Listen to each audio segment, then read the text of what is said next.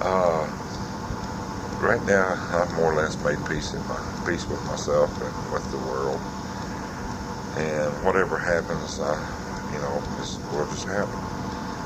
And in my case, anyway. And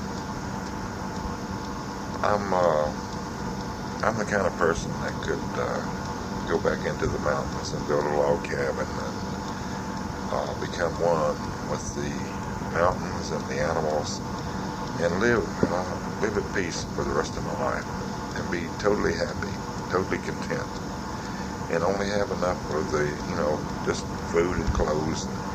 That's it, and shelter, a place to lay my head at night, and I'd be happy. Nothing else, I don't need anything else. And that's why I identify with Darren and Nikki so much, because they're the same kind of people. They don't need a whole lot to be happy. I don't think you and Mark do either. And I think you're all very special people. I really do. And I consider myself very lucky to have gotten to know you, and I think we're going to become extremely good friends. In fact, I know we're already, from my part anyway, we're already good friends. Because I really like you a lot. I'm looking forward to those photographs, by the way. I want to see what you and Mark look like.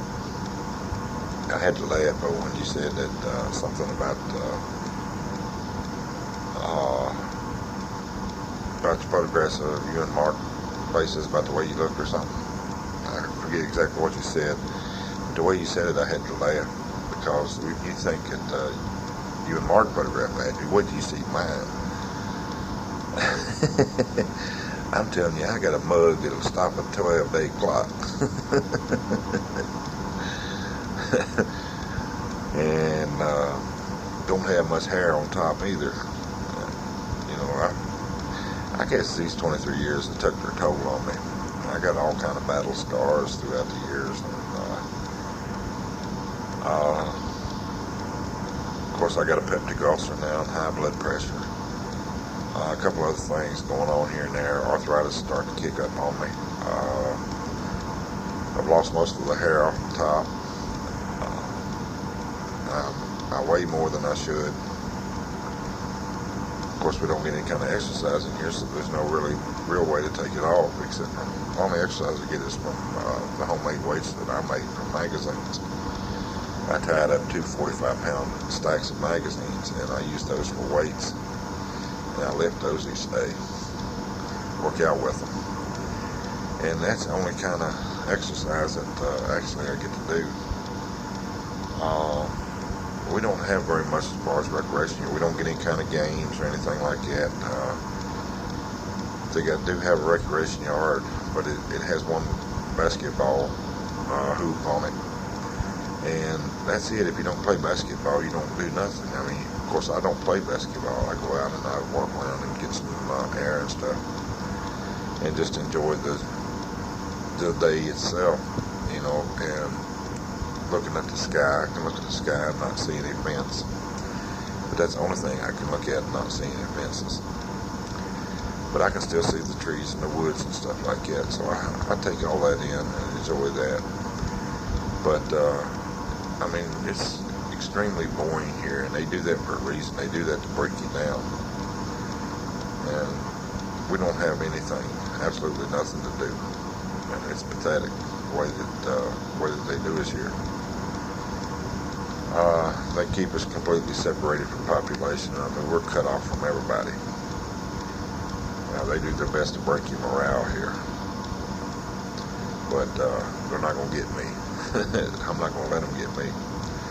Just like I told Aaron, when things get really bad for me here, I go into my meditation, and I got this little cabin back in the woods, and I got a little garden and stuff. The same little cabin I was telling you I could go spend my life in.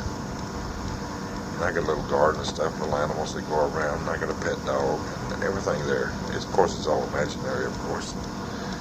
But imaginary or not, I can go there in my mind, and I can work the garden, I can work on the cabin, and do different things around there, and completely pass time that way. get away from this place and completely escape away from this place, and I can get to a spot to where these people can't get to me, and I'm safe there, and nobody can come and harm me there when I'm there. And I spend a lot of time there sometimes. So that's my little way of getting out of here, escaping from all this stuff when things get too bad. Well, Jane and Mark, look, this tape is just about gone. So this 90 minutes really went quick. I want to say goodbye to both of you. And again, I want to thank you very much for sending that money. I mean, it really helped out a lot. It makes things a lot easier here. I actually got some stuff from the commissary, and like I said, I put up a few dollars to save for my Walkman. And hopefully, in a month or so, I'll be able to get that Walkman. You know, that's going to be nice too. But anyway, I want to thank you very much for helping me out like that. And you're very special and very kind to do that. And I mean, it meant a great deal, and I want to thank you for it. And you two take care of yourself and have a very Merry Christmas. And know that I'm thinking about you. You're in my thoughts always, and I'm thinking about you. And I may not be with you at Christmas in body, but I will be there in spirit. So Christmas Day, just keep me in mind. Know that I'm thinking about you. And of course, if you see Darren and Nikki, either one, tell them both I said hello.